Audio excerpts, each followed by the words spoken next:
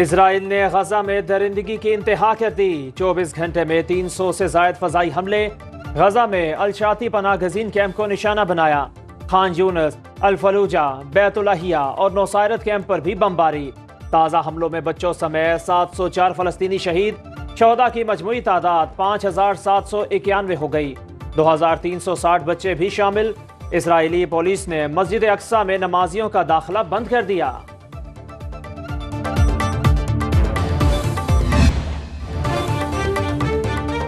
اسرائیلی درندگی کے باوجود حماس نے انسانیت کا دامن نہ چھوڑا۔ 2 ادھیڑ عمر خواتین کو انسانی ہمدردی کی بنیاد پر رہا کر دیا گیا۔ 85 سالہ خاتون نے رہائی سے قبل حماس کے نقاب پوش جنگجو سے مصافحہ کیا۔ تل ابیب میں میڈیا سے گفتگو میں حماس کے حسن سلوک کی تعریف کی۔ قید کے مقام کا پوچھنے پر بتایا، مکڑی کے جالے کی طرح کی پیچیدہ سرنگوں میں رکھا گیا۔ ان بھول بھلائیوں تک پہنچنا ناممکن ہے۔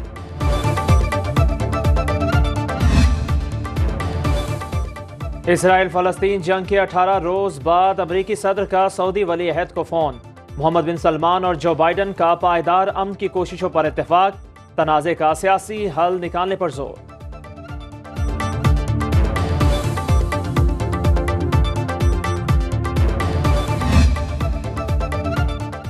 اردن کی ملکہ رانیہ کا فلسطین کی صورتحال پر اظہار تشویش۔ اپنے بیان میں کہا، مشرق وسطی کے لوگ غزہ پر مغربی رد عمل سے حیران ہیں۔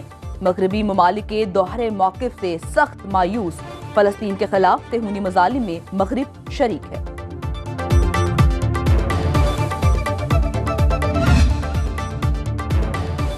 اقوام متحدہ کی سیکورٹی کونسل کا ہنگامی اجلاس۔ سیکرٹری جنرل اینٹونیو گوتریس کا غزہ میں فوری جنگ بندی کا مطالبہ۔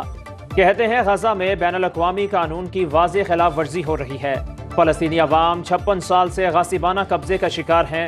تنازع کے سیاسی حل کی امیدیں ختم ہو رہی ہیں۔ ایسے سنگین وقت میں اصولوں کا واضح ہونا ضروری ہے۔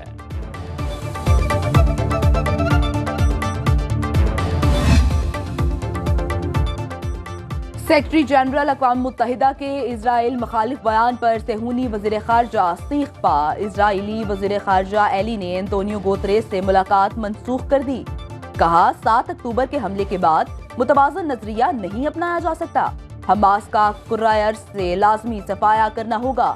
اقوام متحدہ میں اسرائیلی سفیر نے اینٹونیو گوتریس سے مستعفی ہونے کا مطالبہ کر دیا۔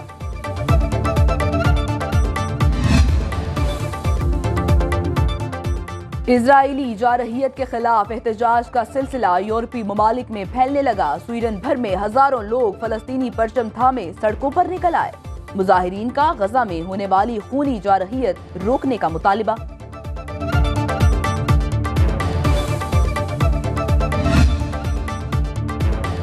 کراچی میں مجلس وحدت المسلمین کا شہدائے فلسطین کی یاد میں دعائیہ اجتماع۔ نمائش چورنگی پر شہداء کی یاد میں شمع روشن کی گئیں۔ شرکاء کی مسلم ممالک سے مظلوم فلسطینیوں کا ساتھ دینے کی اپیل۔ صہیونی ریاست کا سیاسی، سفارتی، سماجی اور معاشی بائیکاٹ کرنے کا مطالبہ۔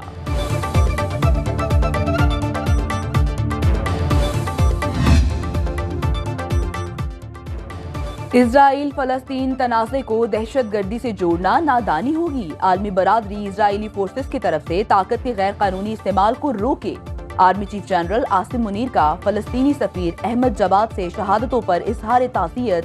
سپہ سالار نے کہا، اسرائیلی فوج کے مظالم انسانیت اور شہری اقدار کی خلاف ورزی ہے۔ غزہ سے فلسطینیوں کا جبری انخلاء انسانیت کے خلاف جرائم کا عکاس ہے۔ آزاد اور خود مختار فلسطینی ریاست کے لیے پاکستان کے اصولی موقف کا اعادہ۔ 18 دن ہو گئے ہیں غزہ پر لوہے کی بارش جاری ہے۔ بارود میں لوگ جل رہے ہیں اور اب تک اطلاعات کے مطابق 5000 سے زیادہ ہمارے مسلمان بھائی اور بہنیں شہید ہو گئے ہیں، جن میں 2000 خواتین اور بچے بھی شامل ہیں۔ بین الاقوامی اداروں کے مطابق 8,72,000 لوگ مہاجر ہو گئے ہیں۔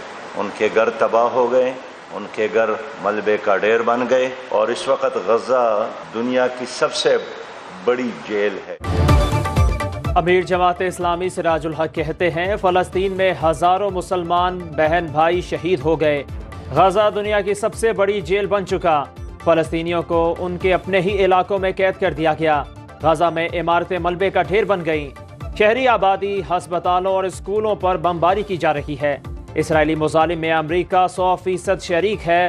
مسلم دنیا اور عالمی برادری اسرائیلی جارحیت کو روکے۔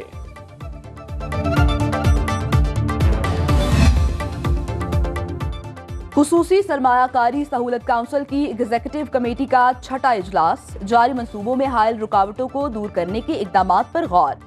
زراعت، لائف سٹاک، آئی ٹی، معدنیات اور توانائی کے منصوبوں پر پیش رفت کا جائزہ۔ مختلف شعبوں میں سرمایہ کاری کو مزید بہتر بنانے کے لیے اقدامات کی سفارش۔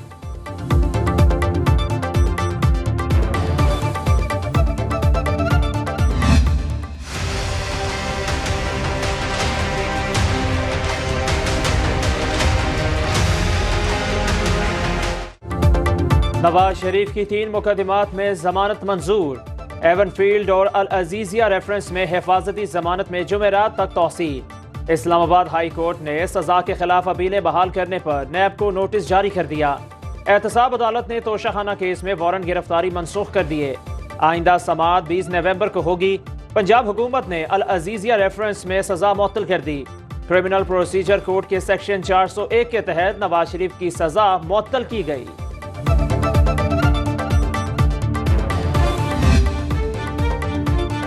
اسلام آباد میں عدالت کے باہر لیگی کارکنوں کی بڑی تعداد پہنچی۔ نواز شریف پر پھولوں کی پتیاں نچھاور کی گئیں۔ اپنے لیڈر کے استقبال کے لیے مسلم لیگی رہنما چودھری نئی مجاز بھی آئے۔ میڈیا سے گفتگو میں کہا، نواز شریف پر جھوٹے مقدمات بنائے گئے، وہ عدالتوں سے سرخرو ہوں گے۔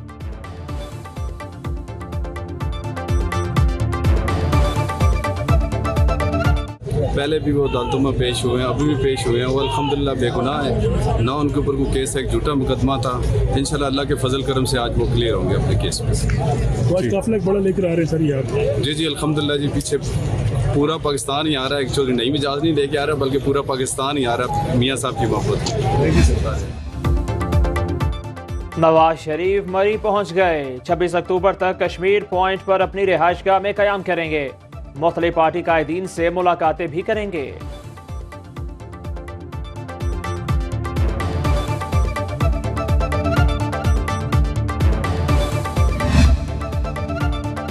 توہین الیکشن کمیشن کا کیس، چیئرمین تحریک انصاف کو پیش نہ کیا جا سکا۔ حکومت کی الیکشن کمیشن سے اریالہ جیل میں سماعت کی استدعا، الیکشن کمیشن کا برہمی کا اظہار۔ ممبر کمیشن نے کہا، ہم کیسے جیل جائیں، 2 ماہ بعد الیکشن میں جا رہی ہیں، ایک بندے کو سیکیورٹی نہیں دے سکتے، پورے ملک میں الیکشن کیسے کرائیں گے؟ وکیل شعیب شاہین نے کہا، آپ اس کیس کو ڈراپ کر دیں، میں ذاتی طور پر کہتا ہوں چیئرمین پی ٹی آئی آئندہ کچھ نہیں کہیں گے۔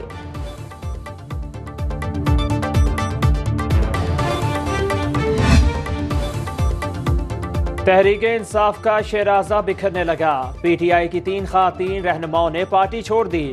اندلیب عباس، سعدیہ سہیل اور سمیرہ بخاری استحکام پاکستان پارٹی میں شامل۔ جہانگیر ترین سے ملاقات کے بعد نیوز کانفرنس میں اعلان کیا۔ فردوس عاشق اعوان نے کہا، آئی پی پی میں شامل ہونے والی خواتین پارٹی، ملک اور عوام کے لیے اہم کردار ادا کریں گی۔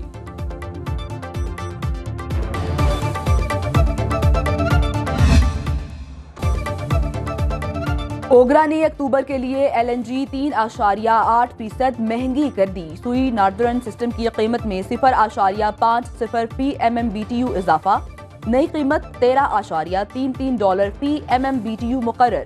سوئی سدرن کے سسٹم پر ایل این جی 0.51 فی MMBTU مہنگی، نئی قیمت $13.87 فی MMBTU ہو گئی۔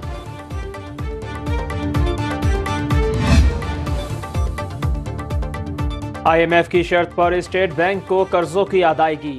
حکومت نے 2 ماہ میں مرکزی بینک کو 980 ارب روپے ادا کر دیے۔ اسٹینڈ بائی پروگرام میں آئی ایم ایف نے اسٹیٹ بینک کو قرضوں کی واپسی اور مزید قرضہ نہ لینے کی شرط عائد کی۔ آئی ایم ایف کا جائزہ مشن آئندہ ماہ پاکستان پہنچے گا۔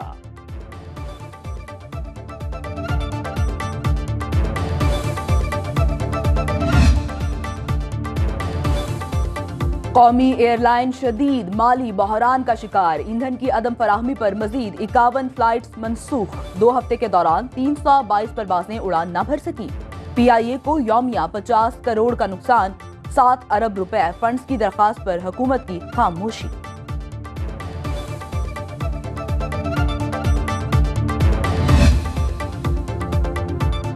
सुनो न्यूज़ स्मगलिंग के बैनुल-अक़वामी नेटवर्क से मुतालिक कस्टम्स इंटेलिजेंस की तफ्तीशी रिपोर्ट मंजर आम पर ले आया। स्मगलर्स दुबई में बैठकर दुनिया भर का माल कराची स्मगल करते हैं। काशिफ मेमन नामी स्मगलर दुबई से कराची तक 6 मुख्तलिफ नामों से नेटवर्क चलाता है।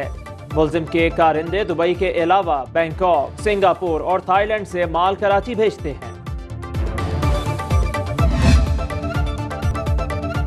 कराची में यूनिवर्सिटी रोड पर अस्करी पार्क के साथ ग्रीन बेल्ट और फुटपाथ पर अफगान बाशिंदों का कब्जा।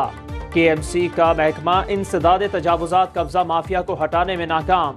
सुनो न्यूज़ की खबर पर KMC anti encroachment department plan के बावजूद कार्रवाई ना कर सका।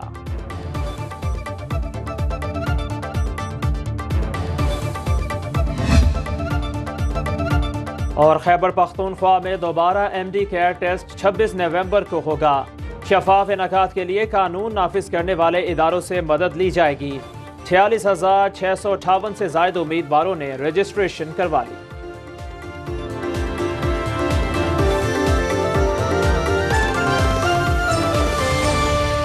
बाखबर रहिए हर जगह हर वक्त बर वक्त। अभी सुनो न्यूज़ का YouTube चैनल सब्सक्राइब करें और बेल आइकन पर क्लिक करें और जानिए मुल्की और गैर मुल्की हालात व वाक़यात यकीन के साथ।